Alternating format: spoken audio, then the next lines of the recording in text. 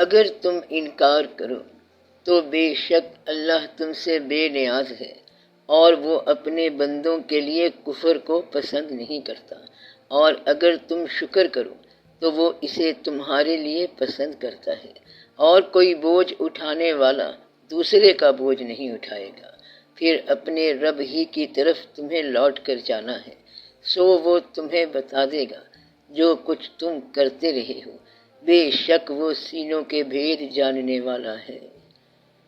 اللہ پاک کی اس ایک آیت میں ہی 3 لطیف راز بیان فرمائے گئے ہیں۔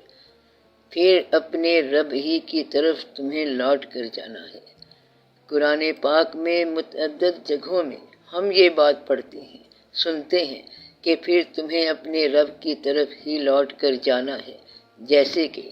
جو یہ سمجھتے ہیں کہ ہمیں ضرور اپنے رب سے ملنا ہے اور ہمیں اس کے پاس لوٹ کر جانا ہے۔ تم سب نے لوٹ کر میرے ہاں ہی آنا ہے، تب میں تمہیں بتا دوں گا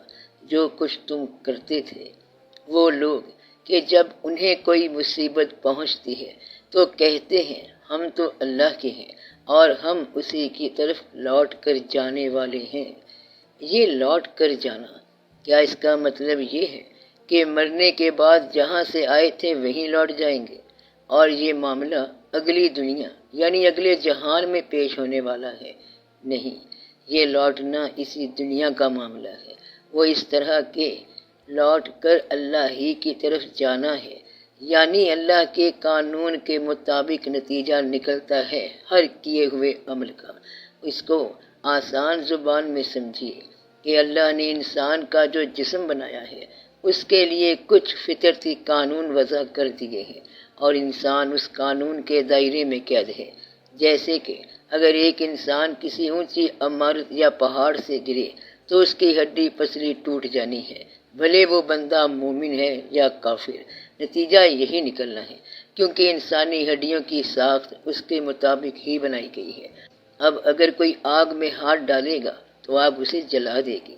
اور آسمانوں اور زمین کی پوشیدہ بات اللہ ہی جانتا ہے، اور اسی کی طرف ہر ایک کام لوٹایا جاتا ہے۔ یعنی آپ جو بھی ایکشن کرتے ہیں اس کا ری ایکشن اسی وقت سامنے آ جاتا ہے۔ تو وہ صبر والے لوگ کہ جب انہیں کوئی مصیبت پہنچتی ہے تو وہ کہتے ہیں کہ ہم اللہ کے ہیں، ہمیں ہمارے رب نے بنایا ہے، اور اگر ہمیں کوئی تکلیف پہنچتی ہے اور اس پر ہم نے صبر کر لیا تو اس صبر کرنے والے عمل کی بدولت اب جو ری ایکشن آئے گا وہ اللہ ہی کی طرف سے خیر کا جواب ہوگا، اور اگر ہم نے کوئی برا عمل کیا تو وہ بھی اللہ کی طرف لوٹ گیا اور وہاں سے اس کے مطابق سزا مل جائے گی۔ اور اللہ نے اپنے اس قانون کے بارے میں واضح فرما دیا کہ تمہارا امتحان تو ہوگا، اور ہم تمہیں کچھ خوف اور بھوک اور مالوں اور جانوں اور پھلوں کے نقصان سے ضرور آزمائیں گے، اور صبر کرنے والوں کو خوشخبری دے دو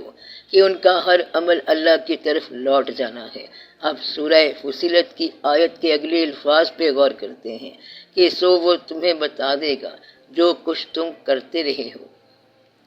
تو اللہ پاک انسان کو کیسے بتاتا ہے؟ اس بات کو بھی آسان کرنے کے لیے دنیا کی ہی ایک مثال سے سمجھتے ہیں۔ بالفرض آپ کا کسی سے جھگڑا ہو گیا، یا کسی کا آپ کے ساتھ جھگڑا ہو گیا، آپ غصے میں آ گئے، اور آپ کو یہ بھی لگتا ہے کہ دوسرے شخص نے آپ کے ساتھ کوئی زیادتی کی، دھوکہ دیا، جھوٹ بولا، نقصان پہنچا دیا، تو آپ جب ایسے شخص سے جھگڑ رہے ہوتے ہیں تو اسے کہتے ہیں کہ میں تمہیں بتاؤں گا، اب تم دیکھو تو صحیح میں تمہارے ساتھ کرتا کیا ہوں۔ اب آپ کیا کریں گے؟ جیسا دکھ اس نے آپ کو پہنچایا، جیسی تکلیف آپ کو پہنچائی، یا جس طرح کا نقصان آپ کا ہوا، آپ بدلے میں اس شخص کو ویسے ہی نقصان سے دوچار کرنے کی کوشش کریں گے، اس کے دل کو ٹھیس پہنچانے کی کوشش کریں گے تاکہ اسے احساس ہو کہ اس نے کیا کیا۔ تو اللہ پاک نے قرآن میں کئی مقامات میں فرمایا کہ سو وہ تمہیں بتا دے گا جو کچھ تم کرتے رہے ہو، اور اللہ تعالیٰ زبردست بدلہ دینے والا ہے، اور بے شک البتہ تیرا رب جلدی عذاب دینے والا ہے، اور بے شک وہ بخشنے والا مہربان ہے۔ ذرا غور کیجئے کہ 2 خوبیاں دو ایسی صفات جو ایک دوسرے سے متضاد ہیں اور ایک ہی جگہ بیان فرمائی جا رہی ہیں کہ اللہ فوری طور پر عذاب دینے والا بھی اور فوری طور پر مہربانی فرمانے والا بھی ہے،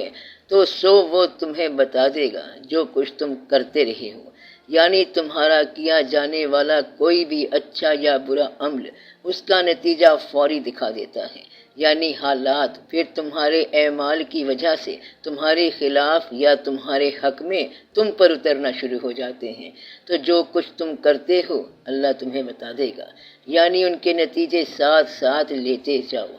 اور بے شک وہ سینوں کے بھید جاننے والا ہے، وہ تمہاری نیتیں جانتا ہے، اس نے تمہیں دونوں راہ سمجھا دیے، اچھائی کا بھی برائی کا بھی، کہ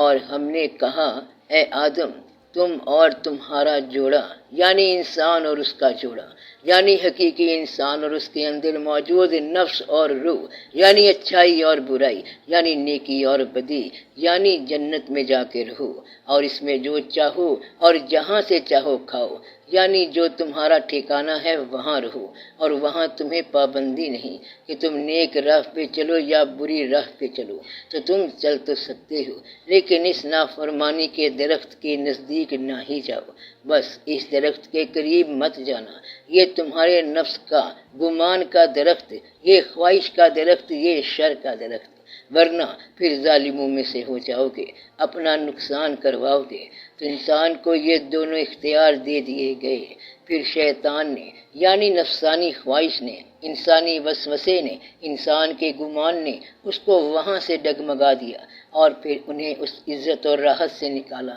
کہ جس میں تھے، یعنی وہ کیفیت جس میں سکون ہی سکون ہو، انسان میں موجود نفس مطمئنہ کی صفت کہ انسان کسی مخصوص دائرے میں قید نہیں، پابند نہیں، مجبور نہیں، اور ہم نے کہا تم سب اترو، کہاں اترو؟ اس جسم کے ٹھکانے میں اترو جہاں اب تمہیں بھوک لگے گی، پیاس لگے گی، دھوپ لگے گی، آزمائشیں ہوں گی، اور اب تم ایک دوسرے کے دشمن ہو۔ ایک دوسرا کون؟ یہ تمہارے اندر موجود تمہارا روح اور نفس کا جوڑا، روح اور نفس کی جنگ، اور اب تمہارے لیے اسی زمین میں ٹھکانا ہے، اور سامان ایک وقت معین تک۔ کون سا سامان؟ جینے کا سامان، تمہارے حواس، تمہارے اعضاء، تمہارے جسم کا ظاہری اور باطنی نظام۔ تو اگر ناشکری کرو گے تو خدا تم سے بے پرواہ ہے، اور وہ اپنے بندوں کے لیے ناشکری پسند نہیں کرتا، اور اگر شکر کرو گے تو وہ اس کو تمہارے لیے پسند کرے گا، اور کوئی اٹھانے والا کسی دوسرے کا بوجھ نہیں اٹھائے گا۔ پھر تم اپنے پروردگار کی طرف لوٹ جاؤ گے، پھر جو کچھ تم کرتے رہے وہ تم کو بتائے گا، وہ تو دلوں کی پوشیدہ باتوں تک سے آگاہ ہے۔ تو بے شک وہ لوگ جنہوں نے کہا کہ رب ہمارا اللہ ہے، پھر وہ اس بات پر قائم ہو گئے تو اترتے ہیں ان پر فرشتے، یعنی سکینت، یعنی رحمت، یعنی سکون، یعنی نفس مطمئنہ والی کیفیت کہ نہ ڈرو اور نہ غم کرو، یعنی اس سکینت کی وجہ سے نہ اس کو خوف رہتا ہے نہ کوئی غم رہتا ہے، اور خوشخبری لو اس جنت کی جس کا تم سے وعدہ کیا گیا ہے۔ جنت نام ہے اللہ کی رضا کا اور اس سکون کا جو اللہ کی طرف سے انسان پر نازل ہوتا ہے۔ وہ سکون، وہ فرشتے جو کہتے ہیں، یعنی وہ کیفیت تم پہ جو وارد ہوتی ہے اللہ کی رضا کے ساتھ، کہ ہم اس دنیا کی زندگی میں بھی تمہارے ساتھی ہیں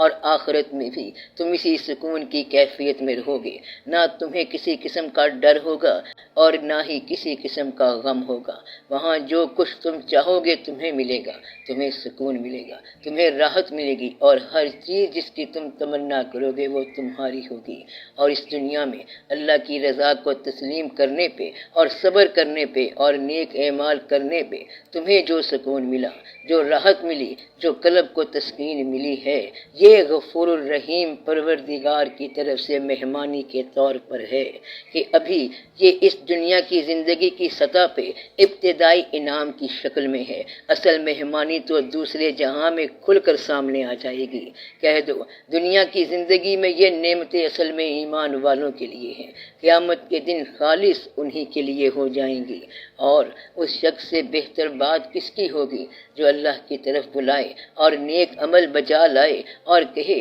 کہ میں مسلمانوں یعنی خدا کے فرما بردار بندوں میں سے ہوں۔ تو سب کا بھلا، سب کی خیر، جیتے رہو بہن بھائیوں بیٹے بیٹیوں، فی امان اللہ۔